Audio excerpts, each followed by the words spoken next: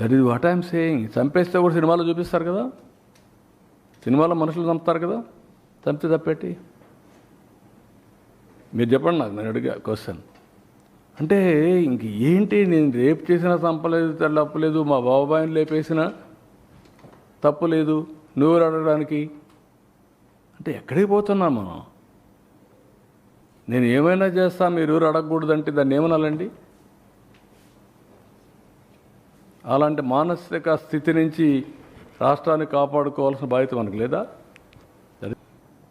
కొంతమంది మనం చూస్తూ ఉంటాం, అన్నిటి డిస్టర్బ్ అయిపోయి, ఇంకొంతమంది క్రైమ్ విపరీతంగా, వాళ్ళ ఆలోచన నిద్రలేస్తే క్రైమ్ లేకపోతే బతకలేరు.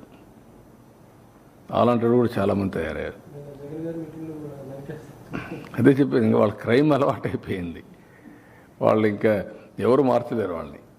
తీవ్రవాదులు అంతే కదా, లేకపోతే నక్సలైట్లు అంతే కదా, లేకపోతే మీరు నేర్పాలి వాళ్ళకి. నీకు ఆ శక్తి ఉంటే నీకు అసహ్యం చేస్తాం ఆ జాబ్ని.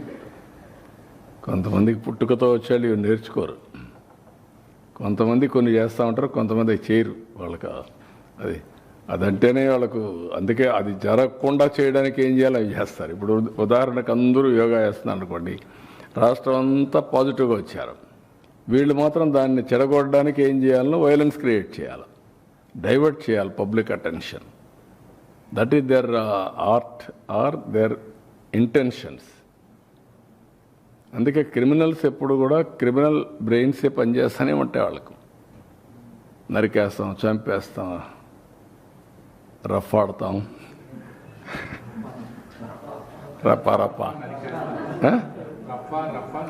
రఫా నరికేస్తాం, లేదంటే గంగ జాతరలో బలి ఇచ్చేస్తాం.